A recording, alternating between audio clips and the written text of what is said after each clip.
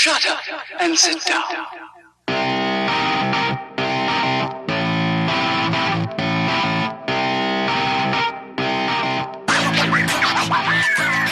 Great. I've actually never had somebody on my podcast that didn't speak English, but your story is a very good story. And I think it's important for my listeners to hear about this.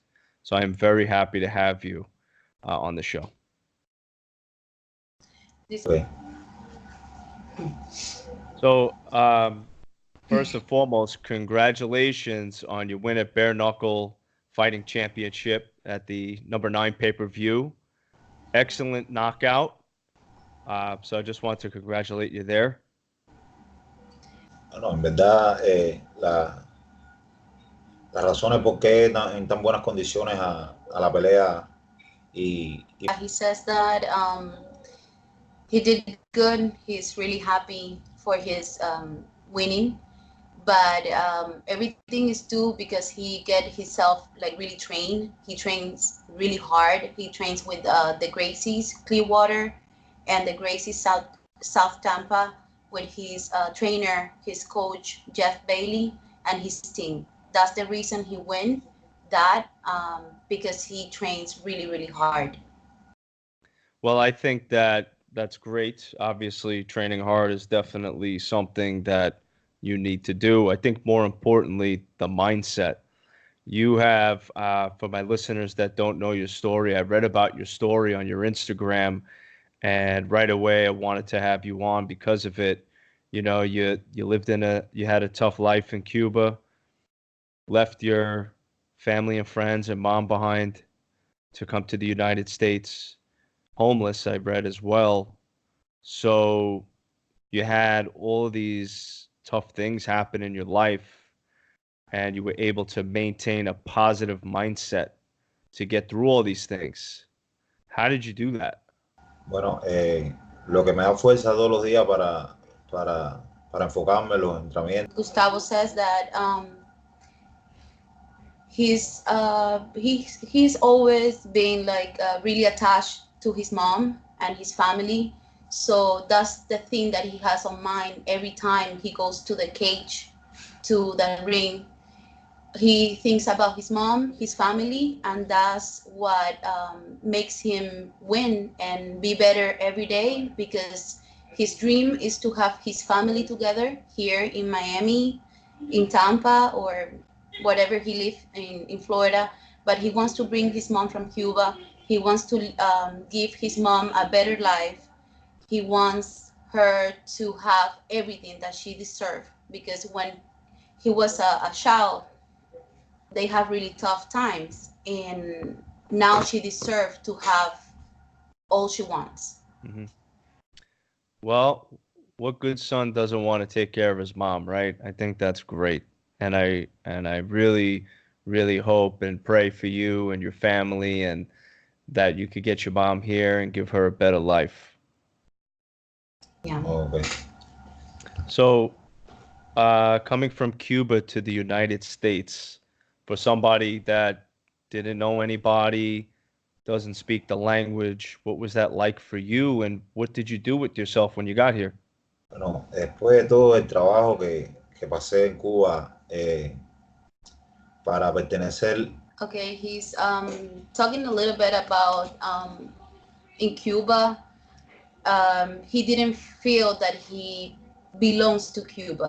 He has Cuba in his heart, and he knows that he's Cuban, but he doesn't like the way the government and the government treats the people in Cuba. They don't have freedom, and there's a lot of lack of things in Cuba. So as a child, you have only 3 opportunities: to be in sports, so you can get out of Cuba or travel, or to meet someone like people from another country and get a visa so you can get out of Cuba and have a better life. So he chose to be in sports so he can have a better life for his mom and himself. He said that he saw the opportunity to go to Dominican Republic and to stay in Dominican Republic. He traveled with the Olympic team because they were going to like a World Cup of Greco-Roman wrestling, and they went to Dominican Republic for like a camp training. And he stays there without a family, without anybody, not knowing nobody there, and he stays there for 8 months in the streets, eating from the garbage, no friends, no family. Sometimes he has to sleep in the roof of the buildings because, as so many of us know, um, they don't let the Haitian people in Dominican Republic, and he was confused many times as a Haitian, and he almost got killed 2 times. Hmm. So the only reason he did that and he went through that is because he has a dream, and he had a dream at that time. He knew that if he can make it to the USA, he can have a better life for his family. Wow. Uh, you know, I will tell you, I am honored to have you on the show, and very importantly, you've been through a lot, so much, and I try to look at things in a positive way because a lot of us are affected by negativity. Um, you know, Sometimes I think to myself, my life, oh man, all this stuff happened, but you definitely had it worse than I and probably most people. And I must say again, I credit you for going through all that and maintaining a good attitude and now getting to where you are today. Such a great, great story. So God bless you, man. Seriously. Eh, yo quiero dejar un mensaje aquí en tu entrevista que soy una persona. Yeah, he said that. Yeah, he went to Dominican Republic, and yes, he was in the street without food, nobody, no help. He crossed from Dominican Republic to Puerto Rico, the Mona Canal, that is one of the most dangerous crossing in the world because of it has different currents. And that day, 3 boats came out of Dominican Republic, and the only boat, actually, it was not a boat, it was a Zodiac, what the Marines and they use. Um, 3 Zodiacs went out and only made it his people from the Zodiac that he was in. Eight Wow. people. The other 23 people, they died. They died at the sea that day, and he feels really blessed because he thinks that God has a purpose. God made him go to Dominican Republic. God made him cross that canal. He keeps him alive. He keeps him good, so he can make it here. And even though he was, you know, without any money when he came here, he keeps training, and he every day he went to the gym. He went to run, and he never give up. And that's why now he has plans to be better and to get better, and he hopes that he can make it one day to a big league or a big place Yeah. in the UFC or bare knuckle. Great. Great. And I would guess that a lot of what you've been through, motivates you when you get into the ring. Así mismo, así mismo. Yeah, that's the way I think. Good. That's what it is. When did you start training to fight? How old were you? Bueno, cuando yo me quedé en Dominicana, ya yo tenía, mentalmente ya yo estaba preparado para cuando yo llegara aquí a When I was in Dominican Republic, I already had my mindset that I want to be a MMA fighter. I had many friends here in the US that they were doing MMA fights. And I knew that when I cross the Mona Canal, I will come to the US and I will be a fighter. Very good. That was about 2015 when he came to the US. So you've been fighting for about 4 years now? Yeah. Así como son como 2 años, ¿no? I did my amateur career, and that I started in 2015, 3 months after I came to this country, and I did five fights, and now I'm a pro MMA fighter.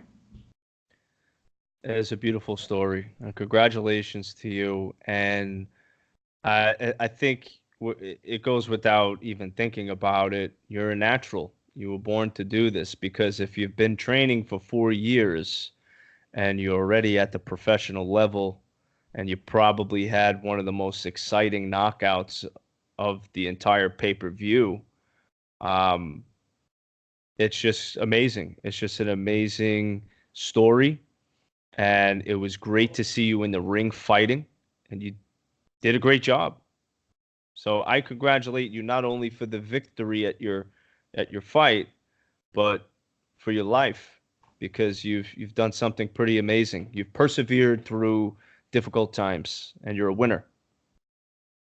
No, muchas gracias a ustedes que me dieron la oportunidad de salir estar por el canal de ustedes. Y He said that he wants to thank you first, this country, to open the doors for him, for all the people that has give him opportunities like bare knuckle, like the MMA fights.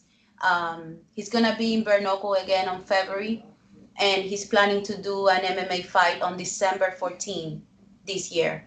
And he knows that he has a lot. He has been through a lot of things, but his positive mind and his positive attitude, that's the only way you can do something in life. Just keep it positive and keep going. And even though you have hard times, you have to keep going. It doesn't matter. Just go down and then go up and go stronger. That's what he says. Nobody could say it better. 100% correct. I live by that every day. So it is nice to speak to somebody that thinks the same way I do. I think it's the only way.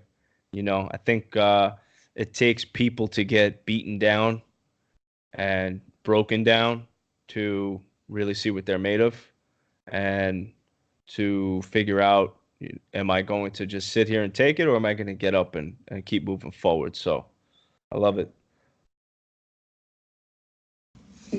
So bare knuckle, let's talk about that. That was cool. First of all, it was so nice to meet you guys there. It was a pleasure. I watched your fight live. I actually watched it again tonight to refresh my memory, but because it was a fast fight, you ended them quickly. Tell me what that experience was like for you, being at the bare knuckle pay-per-view in Tampa, and what your mindset was when you were stepping into the ring and the bell rung and it was time to go. bueno, como yo sabía que iba a pelear en una liga que está ahora mismo. He said that actually he said that first you have to win the fight on the gym training every day, and then you go to that ring and you recreate what you did on the gym. And that's the way he feels, that you go there, but you have to put everything what you learn days before or weeks before. It was something different for him because he never fight bare knuckle. He said that the first time that he heard that, it was like, are these guys crazy? They're dumb? Or what the hell is going with these people? Because how can you fight bare knuckle? That's nonsense. That's what he said. And coming from wrestling and MMA, it was completely different. He was afraid a little bit of like throw a kick or do some wrestling on the ring because that's what he normally does every day. So he was afraid of that. But he was really well trained by Jeff Bailey and the team. Um, they focus only on boxing and striking. That's Mm-hmm. it. Only that for a couple of months. Wow. He said that the experience was amazing. He met a lot of people. Now he got over his fight video has over 40,000 people that have watched that fight. Nice. So he has more than 4,000 friends on Facebook and Instagram, and everybody knows him, and people call him, and he has sponsors that he didn't have before. So Bare Knuckle opened a door for him. And also, it's really important that he doesn't speak the language. He's not from here. He's from Cuba. He's a stranger. And everybody welcome him and love him and hug him and ask for pictures. And even though he doesn't speak the language, they want to talk to him. Well, I think there's a certain energy that people have, you know, whether you speak the language or not. Sometimes it's a smile, sometimes it's eye contact, body language, but people, I believe, are attracted to energy. You know, I could be around a real crappy person that speaks my language, right? But sometimes you just feel a certain way about somebody. Gustavo definitely has that. I mean, when I met you guys, happy, smiling ear to ear. We took pictures. I was a little upset we couldn't get the podcast going with all the craziness that was going on, but that's why it was important for me to have you guys on. I wanted Gustavo to have his time to talk. But you know what he said about bare knuckle opening the door for him. I disagree. I think he banged that door down. You know, I think with his hard work, his perseverance, and everything that he's been through, he made that happen. You know, so it's all the credit goes to him. He deserved everything all the success that he's had. I just want him to know that. Así mismo. Sí, He tienes said, mucha "That's razón. right. You're right." Mm-hmm. And let's talk about the fight for a second. So it was fast, but what I did notice, you came out fast. You came out striking, very aggressive, as soon as the bell rung. I did notice when you rocked him on that first hard shot that you hit him with, he backed up, and it kind of looked like you were ready to go MMA mode almost.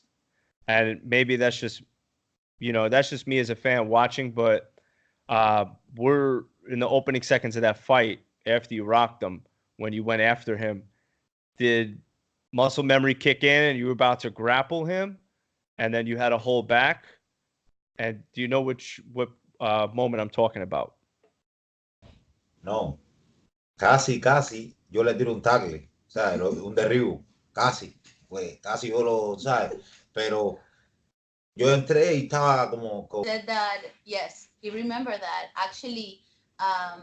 The people who were commenting about the fight said that he used his wrestling to push him back or grab him. And yes, he remembers that. Actually, he was about to do a tackle on him. He was about to grab him and take him down on wrestling style. And he went back and he said, no, Gustavo, you're not allowed to do that. So you have to keep the punching style, not the tackling.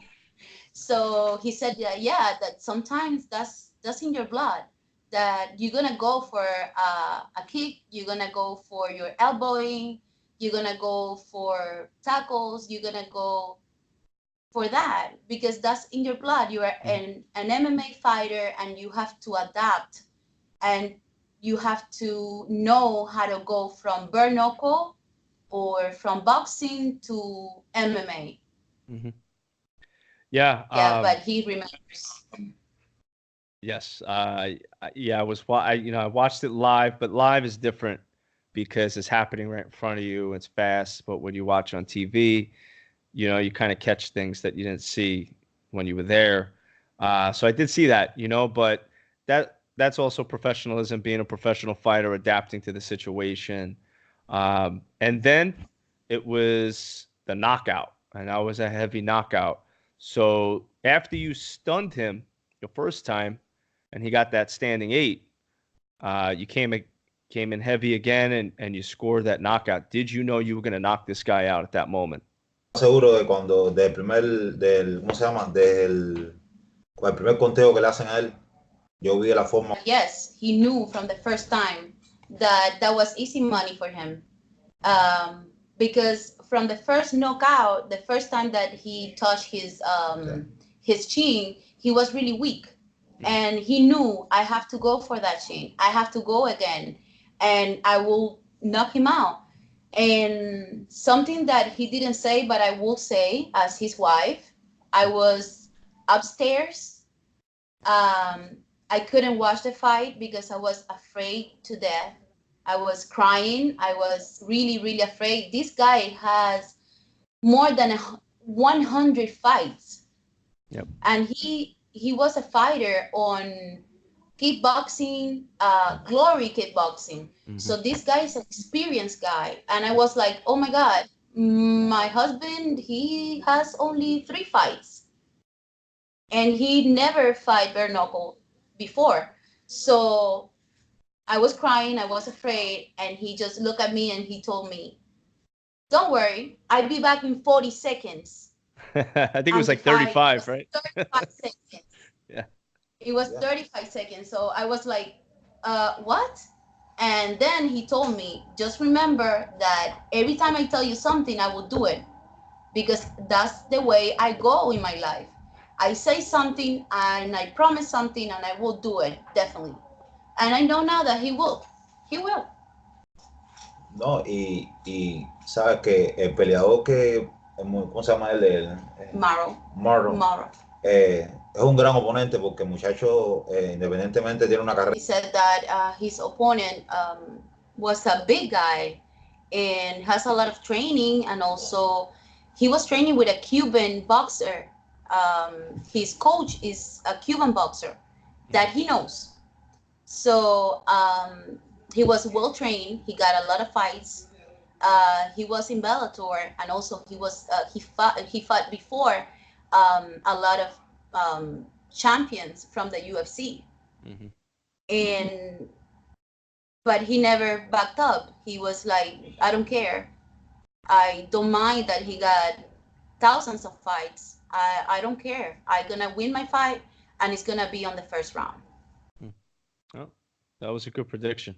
That was great. So I'm happy to hear that you're going to be stepping back into the ring for number 10. Is that official? Sí, sí, es oficial. En Bornoco creo que lo van a hacer en Fort Lauderdale o en Miami.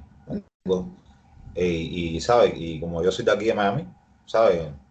La gente de Miami, aquí están todos los cubanos, sí voy a pelear ahí. Voy a hacerlo porque... Yes, definitely it is official. I don't have an opponent yet, but they're looking for someone. It's really hard to look for fights for me, to look for opponents for me, because I'm a big guy, 205 pounds. We're not, there's not a lot of 205 pounds fighters. It's gonna be hard on my coach to find someone, but I will do the bare knuckle 10.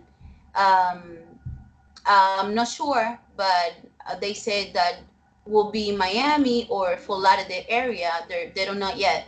But if it's here, this is my house. Miami is my house, and I have a lot of friends and family there. So I'm pretty sure that I will get this place really, really full of people, full of my Cuban, because Miami is the second Cuba. Yeah. It's my second house. That's Miami is Cuba with food and freedom. Well, tell them, I'm from Florida. You know, I'm in South Florida, so I believe the fight's going to be in Hollywood. They were saying so. not far at all. It's about half an hour from where I live. But let him know there's a couple of guys that are over 200 pounds that I don't like very much. He's welcome to knock them out for me. Dice que él es de la Florida también y que, según tiene entendido, la pelea va a ser en Hollywood, aquí cerca de Fort Lauderdale, a poquito tiempo de aquí. Pero que si no pueden encontrar oponente para ti, él tiene 2 o 3 amigos que no les gusta, que no les cae bien, que puedes noquearlo sin problema ninguno. I'll get you a fight. Él te busca una pelea, fácil. Well, I'm excited. I will be there, Bare Knuckle 10. Very happy that you will be there. So I look forward to seeing you again there. I'll either be there as a fan or I'll be there doing the interviews. I haven't locked that down yet, but we will find out. But if either capacity, I'm there. I'd love to see you guys again. And thank you very much for telling your story on this podcast, because I really want people to hear your story. I think it's great, and I think you're great.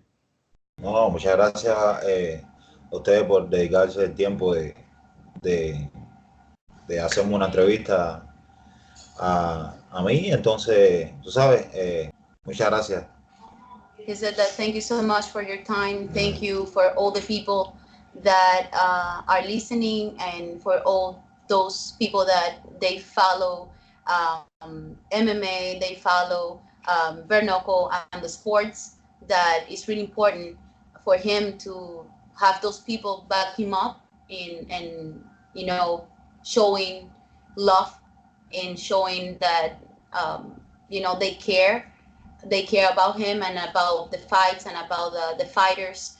So he said that he would love to see you at the fight as a fan or working. It doesn't matter, but he would love to see you at the fight, and he will win the fight, definitely. I'll be cheering for him for sure. First round in 1 minute and 30 seconds. Ooh, all right, bets are on. Mm-hmm. I will. Love it. I absolutely love it. Thank you again. I look forward to seeing you guys, and enjoy your time off. Sé que muchas gracias y que le gusta mucho vernos allá y que estés bien y que disfrutes tus vacaciones. Igualmente. No hay vacaciones. Estamos no time off. No. He went from bare knuckle, and next day he was training in the morning. Yeah. Training. Muchas gracias. Yeah. And now, thank you. Thank you. Bye. God bless you. Bye-bye. God bless you too.